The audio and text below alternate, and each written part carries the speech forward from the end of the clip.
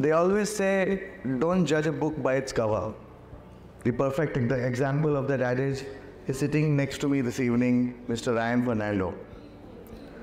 What is the first thing that comes to your mind when you hear the names Amir Khan, Virat Kohli, PV Sindhu, and Sushil Kumar? Celebrities. To me, they embody physical perfection. Even though Ryan may look like someone who has just passed out of school, he has over 2 decades of experience and expertise in food biotechnology and integrative nutrition. And this expertise has helped these superstars achieve physical perfection through Ryan. So without further ado, let's hear it from the man himself. So Ryan, thank you so much. How to eat like a celebrity? That is a curious choice of topic for this talk. Could you elaborate on why this topic was chosen? So, I believe everyone's a celebrity in their own life. The celebrities get paid to follow a diet. Obviously, because let's say you take a Virat Kohli. If his body is not fit, he can't perform. Or if you take, say, Shahid Kapoor or Manoj Bajpayee, who I recently worked with, their body has to look good on camera. So I call this the vanity part of being a celebrity. But post-pandemic, everyone's realizing that you can change your house, you can change your car, you can change your clothes, you can change just about everything, but you can't change the human body. You are born with this human body, you will go with this human body. And unlike your car, which you can upgrade or change the model, you can't change this. So by bringing a certain celebrity status to your body, I always tell people, and if you leave today's session with no takeaway, there's just one takeaway that I'm very grateful for all of you coming in here for today's session or picking up my book or listening to my videos, which is, you are the most expensive real estate you never own. True. You are the most expensive real estate. So when you put dal chawal roti, when you put food into you, when you put anything into you, you are the Amir Khan, Virat Kohli, Anushka Sharma, Aishwarya Rai of your own human body. And that's why I keep using this term celebrity nutritionist. It sounds nice. I am not the celebrity, but I do the nutrition for even Aam Aadmi, and today even the Aam Aadmi is a celebrity. So now Ryan, coming to your book, best-selling book, let me remind you, WHEATLESS, a guide to a gluten-free life. How does it help the common man? Or is it just for celebrities and sports persons? So this was the second book that I wrote, and to be very truthful to the audience, there's no time to write a book nowadays because everyone's consuming video content. But fortunately, by the grace of the universe, I wrote the book. And I chose WHEATLESS as a topic because I feel a lot of people treat dal chawal roti as given to them out of love and culture. Sort of, for example, who is taught you how to eat? Your mother. Your mother. Your mother is taught. How does your mother teach you? Love and culture. How did my mother teach me? Love and culture. How did your mother teach you? Love and culture. Is there any science behind the way we eat culturally? No. So my logic as a nutritionist now is, when you send your car for servicing, the guy says, sir, our servicing now, we take one USB, we connect a computer to a car, and we come to another full diagnostics. But our dal chawal roti is still doing it in the ancient way. So writing the book was me having a decade of experience at the clinic where I practice. And so in this audience, I can actually take a bet. If you spend 2 minutes with me, just on 5 questions I'll ask you, my probability of telling you your gluten okay, that is you can take it, or gluten you can't take it, is there. The problem is, when I tell you, "Arey, Ryan ka diet hai yaar, Ryan ka gluten ka diagnosis," but when you test it, or you do a diagnostics, and you get the result, ye mera hai, khud ka hai, I have to follow. So Wheatless was kind of a blueprint to tell a story and make people kind of go in that direction. In hindsight, I should have written a book which was about an office diet plan or a corporate diet plan when everyone goes to work, how you plan a better thing.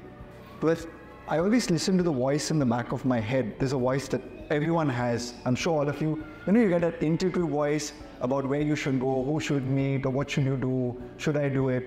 Always listen to that voice inside of you. A voice told me, write a book on Wheatless. It might help people out there. So I'm hoping if somebody needs it, and even if one person changes their life, I've done my job. There is still time to write that other book that you're thinking of. You mentioned that the traditional way of eating, I mean, you've learned from your families, your cultures. So were they wrong in any way in providing you the diet or the diet that each culture follows? We can never say our ancestors are wrong. But if I was Microsoft Windows version 7 and today we have Windows 11, then the guy who wrote 7, he was not wrong. He took us to a certain place in society.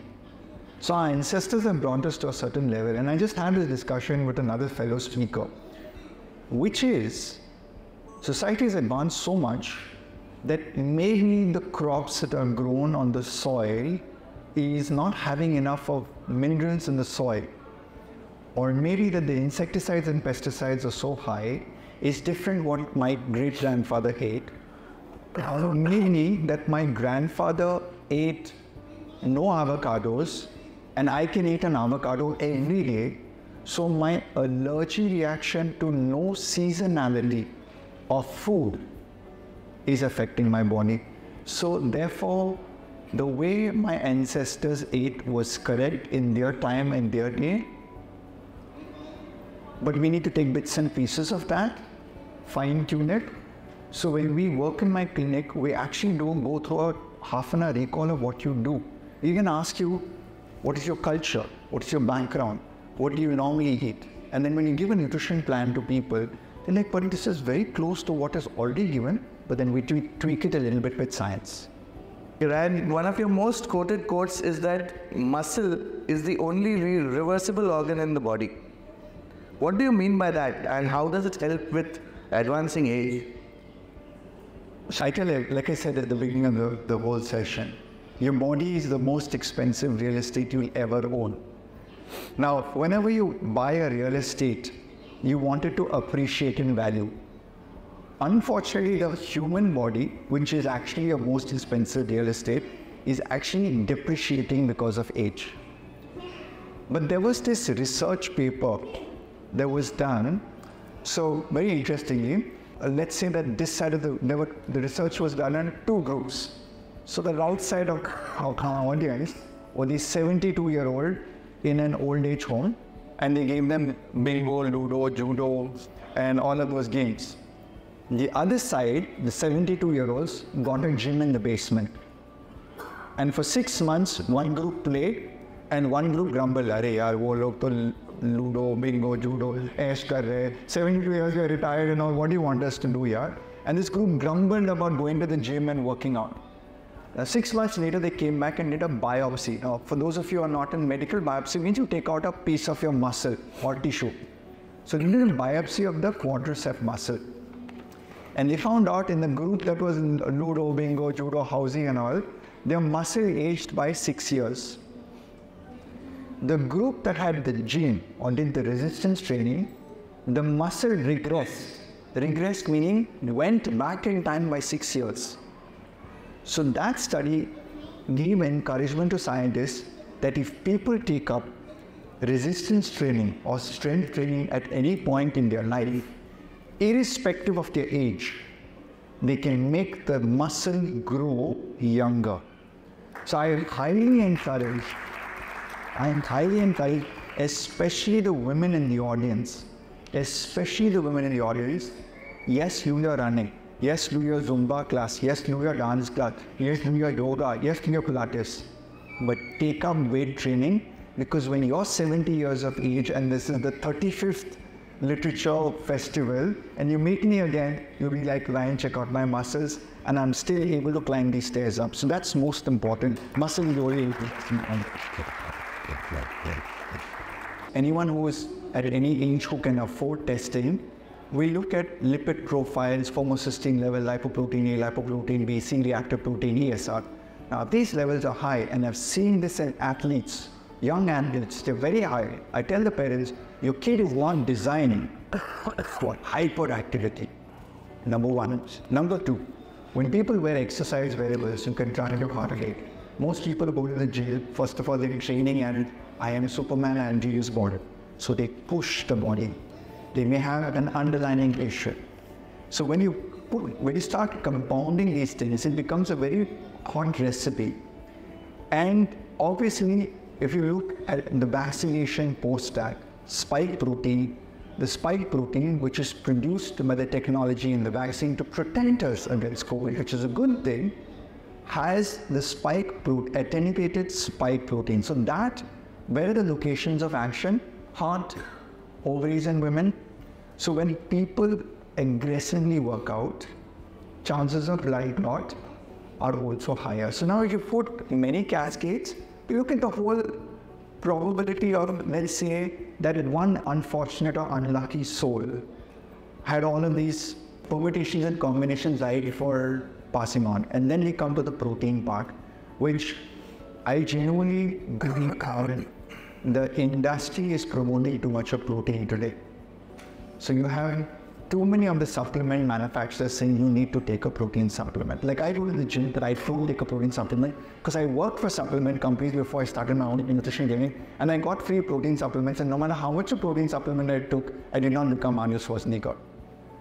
So the thought process over here is this showmanship. So today in the gymming industry, the youngsters are going after what we call it show muscle. Instead, I ask them to go after go muscle. So you need to have go muscle rather than show muscle. So in the art of chasing show muscle, they now dunk more protein, minus carbs, minus fiber, causes gut problems, causes various issues, which maybe the body shouldn't be getting 200 grams of protein a day. So when you put all of these things together, I think it's every gym trainer giving advice to an influential person, and I've seen this even recently in my gym. There was a highly qualified medical person who was taking advice from the gym trainer. And I tapped the person on the shoulder and I said, listen, you are so highly educated, but just because that guy has a great body, you're listening to the advice. So sometimes the way people look today and all this capture, people are easily swayed to start changing their diet to these exotic diets. They try to follow those diets and get this show body. And somewhere along the line, if they've not found this underlying condition, then it's a recipe for disaster for them. And how do you go about deciding on what foods are beneficial for someone and what not? I mean, are there some tests you perform, some parameters you judge? How does the whole thing work when someone approaches you for the first time? So you see, as I said earlier, I was working with supplement companies and we were selling these multivitamins, herbal products and protein powders and all. And then every time we told somebody to take a product, they said, "Bhai, bolo dal chawal roti kaisa lene ka?" Now, if you understand the world of nutrition, there are specialists called dietitians or nutritionists. The difference is a dietitian can work in a hospital, a nutritionist works in general lifestyle conditions. When such individuals prescribe a diet, what do they go with? In the past it was, sir, what do you like to eat? Oh, you like to eat idli? Okay, eat 2 idli. So they did portion control.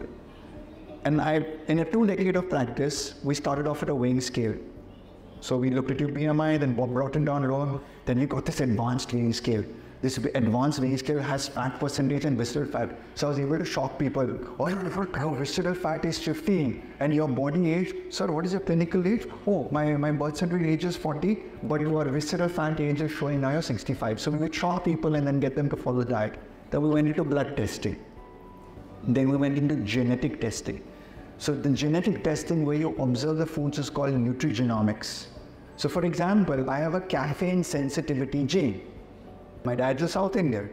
He loves coffee, I love coffee, but when I did the genetic test, it was like, you are a slow responder to caffeine. And if I drink more than 4 to 5 cups of coffee, because I'm a slow responder to caffeine, my risk of heart attack is higher. However, Saurabh, if let's say you have a fast processing caffeine gene, you should drink 6 cups of coffee a day. So nutrition is becoming diagnostically treatable from what you should be taking. And at the same time, the latest now is the microbiome, which is the poop analysis or the stool analysis, and the huge data coming out of that. So much so that rheumatoid arthritis, in one of the latest articles that I've been reading, is not being caused by a non-veg. It's being caused by a bacteria in your gut that has the ability to pump up the rheumatoid factor in your body. And parallelly, in the last 2 years, you may have seen a lot of companies, for those of you who are diabetic, the CGM devices come out, continuous glucose monitor. We've always had that pinprick and keep testing our glucose levels. It's been around for about 15, 20 years now. But the CGM 1 and arm is giving people real-time data. Oh, I had biryani in Nagpur for lunch and my sugar went up to 210. So suddenly what happens is there's an awareness coming out. So as a nutritionist, when I take all of these factors and marry it into technology, which is a software, I now get a nutrition plan which is bio-individual and very accurate. Unfortunately, to do this seismic activity is quite expensive and time-consuming, but the good news is the costs are dropping every year. And with the advent of artificial intelligence, I believe by 2030, Fernando will retire and there will be an avatar of artificial intelligence Fernando telling you, you should be eating this and you should be doing that. And I predict that that thing that comes on it, it'll be like, Saurabh, the biryani is too heavy for you. Mute. I'm not listening to you today, so that's going to be the future. Yes, the wonders of technology. Ryan, wheat and maida form the crux of the Indian diet.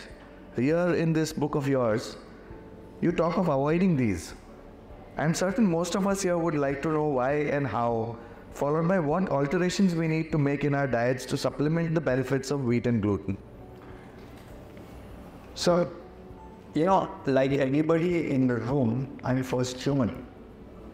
Then I became a nutritionist, and then I got confused. Okay, why did I get confused? Because people say, is this food good or is this food not good? I believe you should approach food like a judge. You see, if you go into a courtroom, you have a defense attorney and you have a prosecuting attorney. So imagine there was Palak sitting in front of us. You're the defense attorney, I'm the prosecution. There should be the audience here who's the judge. Now, if you suddenly say that maida is not good, you are becoming a prosecutor. If you're saying, no, maida is very good, you're becoming the defender. Everybody should behave with the food in their body as a judge. Have an independent code of, does this food agree with me or does not agree with me? So, when I looked at all the foods on the planet, a lot of the inflammatory conditions were coming out of dairy and wheat. Now, I didn't write a book on milk because I probably would have got a assassination letter or a hitman letter saying that the milk lobby is too powerful in the country, please don't assassinate milk. But jokes apart, wheat, traditionally cowpea wheat, was only this tall, about 6 inches. I believe through genetic modification with grasses that have brought in gluten, the two gliadin and glutelin, have somehow changed the complexity of the way this molecule of gluten exists in, let's say, wheat or maida, which gives beautiful properties of softness, texture, and all of that stuff. And so, maybe somewhere in an evolutionary point of view, the Indian subcontinent did not grow that much of wheat. So if you go back into history, we traditionally grew more of millets and rice and less of wheat. No, because somehow there was a green revolution, this came in. And then, as a nutritionist, I'm reading, a lot of this require more glycophosphates to get rid of the weeds. And then that's coming into our system, insecticides, pesticides, etc., all of those things. So I am not saying that wheat or maida or dry or barley, which contain gluten, are bad for people. I wrote this book because I had adult acne all my life, till 36 years of age, till I went and did the genetic testing and found out that I some Goan, 50% Goan, that's a Tamilian. I'm not supposed to eat bread, but I was born and brought up on eating bread at breakfast, lunch, and dinner. So when you go home to your mom and your mom says, "Kid, you're not a big shot nutritionist. I fed you this food all your life. You just eat the bread." I don't eat at home at all. I don't go home at all. If I go home, I'm like, Mom, it's no time. My mom lives in Goa. And this time when I went home to Goa, I didn't eat a single minute because she will feed me the bread. How do you convince culturally your mother, your family, your friends, your society that this food doesn't agree with me? But that person not sitting and holding your hand next to you in the toilet, no? So the whole idea of writing the book was to let people know that, hey, there's something in this story over here, let me check it out. And I believe for every 10 Indians, maybe 3 are sensitive to gluten, maybe 7 are not. So as I said earlier, I wrote the wrong book, but if I can help 3 people figure that out and not get adult acne and have to suffer through it their whole life, that's something. Allergic rhinitis, children with deficient immune system. If your kids get frequent cavities, just do the gluten DNA test. If you find out that your kid's allergic to gluten, suddenly the cavities stop. So I've written about this in the book, and these are small snippets that have been taken from just observation. So people say, where is the scientific proof? And I just have this one thought, which is, my scientific proof is not 10,000 people in a specialized trial. It's you sitting in front of me telling me all your symptoms. I give the best possible diet and I keep observing you for 6 months to 1 year. And if I see improvements, I keep that in my head. And then as you keep working with people, you're suddenly beginning to form patterns or trends. And that's where, you sit as a judge and you figure out, should I convict gluten as, guilty or not guilty? Okay. Going further, what is food intolerance? And how does a layman go about discovering and avoiding it? You see, you don't eat out of seasonality anymore. You don't know if you can go back to your grandmother's or great-grandmother's time. They got certain fruits. Like, for example, I asked for orange juice today in the hotel and I got orange juice. I'm in the city of oranges, right? But there's a season, so I was told it's not the season. But you still have oranges available, which means I can still consume it. So food intolerance arises when I believe that you give too much of the same food every day, and your gut after sometimes says, I'm fed up of this. And the security systems in your intestinal barrier begin to break down. And you get an absorption of certain foods that are able to cross into your bloodstream and suddenly start slapping you. So when it starts slapping you, which is what I call as a jagara, antigen-antibody reaction, we tend to get these alarming signals from the body. Blocked nose, sinus, malabsorption of vitamins and minerals. So when you look at all of these things, eating almonds every morning, every day, for 5 years may not be the right thing, because does an almond tree grow on Nagpur? No. Why would you eat almonds every day then for 365? No, my grandmother said 5 almonds are very good for the brain. So I'm not prosecuting almonds. I'm saying the way you've been eating is too much of the same food, too long, too often. Get in seasonality. So yeah. Intolerance to the food in your system. So I'll give you a simple example. When I did my blood test, for food intolerance, eggs came on the list.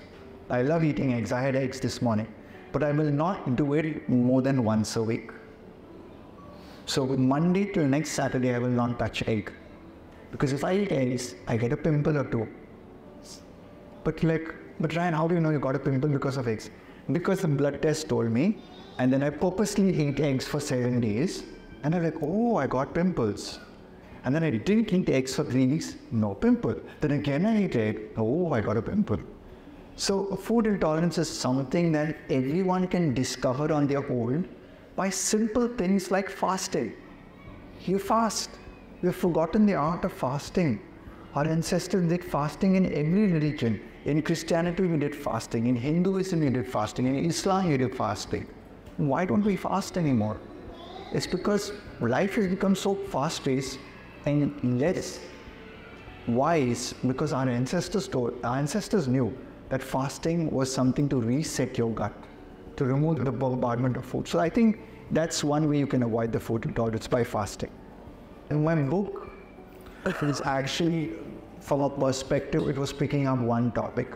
As I say, I didn't feel there was a resource out there to help people understand it really well. In fact, a daughter came to me and said, "Sir, I gave your book to my mother, and then she understood that why she needs to remove meat from my diet." I'm a huge believer in mixing up the diet, okay? But at the same time, when somebody says, I do the 9 grain mix, or 4 health grain mix, or I do jowar and bajra, or I do this mixer and all, let me say one thing. No grain has got the accurate nutritional value in it. Meaning, jowar grown in this part of the world and jowar grown in, let's say, Uttar Pradesh, there will be nutritional variances in that. So whenever you do mix of any grain, the first thing you look for in a kid is pasand kar raha hai, pasand nahi kar raha hai, taste bud. Second is तुम्हारा पेट कैसा है, bloated, not bloated, दर्द होता है, दर्द आता है. दूसरा दिन का potty, how was your potty? Was your potty good? Was your potty bad? Right? So you come to looking at clinical symptoms. If you want to go into deep dive, feed your kids that for 6 months. Look at the weight of the kid, look at the height of the kid, and if possible, do a genetic test. If possible, do a blood test. If you can't do any of this, just look like our ancestors did. Kid is feeling good, kid is not farting up the house, it's absolutely fine. For me to pick one superfood or one super combination, I don't think any nutritionist should be doing that. The nutritionist should be going in the philosophy is, घर का खाना घर में बनाने का है, mummy का प्यार से, very very important, and the mummies or the people who buy the food, that's the most important thing.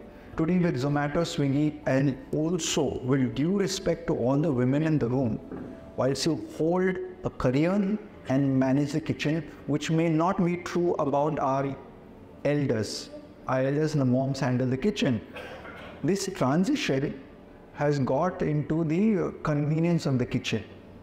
Convenience of the kitchen, you rely on brands to tell you what is good, right? So I'm sure many of you are watching that some brand will claim ki fortified jowar flour with healthy XYZ, and look at it, it's only 1%. So I think it's the responsibility of mothers to look at the nutritional ingredients and then put it together. I don't know the age, the blood group, the blood test, your culture, what your kid is into, what is your kid's profile, all of that stuff. I think whenever you decide to put a food into your body, it's like, ma'am, what phone do you have? What phone do you use? OnePlus. I have a OnePlus. He has an iPhone. What phone do you use? iPhone. iPhone. Everyone has different phones. Me, one later. So food is like that. He will say, no, मेरा ज्वार का चपाती, मेरा iPhone बहुत अच्छा है. I'll say, मेरा अच्छा होता है. We have to just figure out, like for example, if I want to be a villain, soybean is very bad. Why are you eating soybean? Soybean अच्छा नहीं है. Now I'm taking prosecution approach. I'm not saying who is the person getting exposed to soybean. Maybe it is actually good. Soybean is very good for men above the age of 45 because it drops bad cholesterol, because of ganatin and diazin in it. So I do like to say one food is thumbs up or one food is thumbs down. I am judge sitting in a room saying that boss, let me see the patient, let me see the client, and then we decide. First of all, I mean, the previous YouTube was our grandmother. जो दादी माँ बोल रहा था, नानी बोल रहा था, वो तो YouTube था.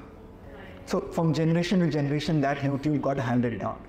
Now today, people who don't go into kitchens are also experts in nutrition. So my thought process is, वो तो entertainment है. Like sometimes I get very angry. Recently on LinkedIn, there's this elderly gentleman, I won't take the name, but he was a finance banker.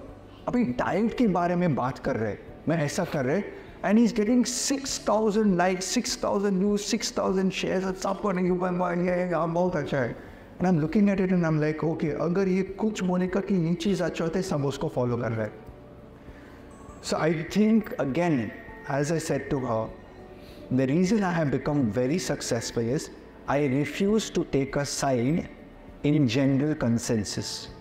I refuse to create a video that will say that, भाई ये तो बहुत अच्छा है. You have to look at the person and bio-individually give advice for that one person. So I think that's the approach.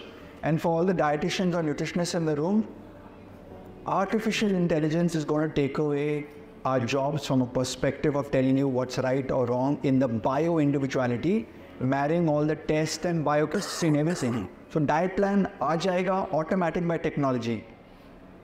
You want to be in this profession, become a great health counselor. तो किसी के साथ बैठने का है, analyze करो, because the human race, I'm telling you, will not follow the watch or the phone for a diet plan. It needs motivation, because the biggest tempest on the planet is your taste buds. I'll tell you, eat this food, taste bud बोलेगा, घर जाएगा, बिरयानी खाओ. So the most important thing is watch your taste buds, listen to YouTube with a pinch of salt. The human race has genes in it. Software code is there in the human body. So you have something known as MTHFR gene. Let's call it anti-MTHFR. This anti gene may be on or off in people. If the anti is on, it is able to take vitamin B9 and convert vitamin B9 into security guard. अभी homocysteine कौन है? Homocysteine एक गुंडा है. It goes inside your bloodstream and starts slapping cholesterol. अरे cholesterol, तुम यहाँ क्यों है? थप्पड़ दे रहे. So cholesterol gets very scared and goes to the side and forms plaque. So to control this thing, you need more methylfolate.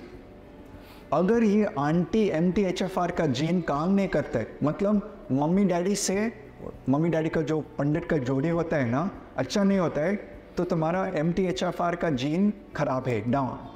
Then your processing of methylfolate is very low. Homocysteine says, अरे यार इस शरीर के अंदर तो गुंडा राज चल सकता है. And then the homocysteine goes up, slaps cholesterol and creates a high inflammatory formation of the glucose. So it's a very good question. I had a running coach coming to me. Run. Running coach, huh? Runs half a dozen marathons in the year, gets vlogs. His MTHFR gene, mummy daddy का जोड़ी अच्छा नहीं था. So वो MTHFR का aunty आ गया उसके शरीर के अंदर, उसको So you got that. So the assumption that physical activity confers a blanket protection on you is suspect, which is why I tell people, you can't outrun a bad diet. You can't outrun bad genetics, but you can change it. Don't drink coffee because coffee contains caffeine, which raises your homocysteine levels. Get a blood test for vitamin B9 and B12 or B complex, because if these are low, you could take vegetarian supplement. From a food perspective, pumpkins, pistachios, all foods contain B9, B12, but when you take folic acid, B9, and your anti-MTHFR is not working, it will not absorb folic acid, so you need to take a supplement called methylfolate. I would suggest get a blood test done. One last question from my side for the benefit of everyone here. Rai, how does a person, say from Nagpur, get in touch with you, and how do you take that case forward? So obviously, Google is become this why. you Google out running Fernando, and the website comes, the Instagram comes, and all that comes. I practice and work with a clinic called Qua Nutrition. Qua in Latin means incapacity of. So I work with 75 other dietitians on my team. And if you follow my YouTube videos or my Instagram videos, hopefully I'm one of those YouTubers that can convince you, because I've convinced Amir Khan and Shikhar Dhawan and Robin Uthappa how to get better, and hopefully Kohli's going to have the highest number of centuries that nobody ever is going to beat. All right, so thank you everyone, and thank you for coming today. God bless you.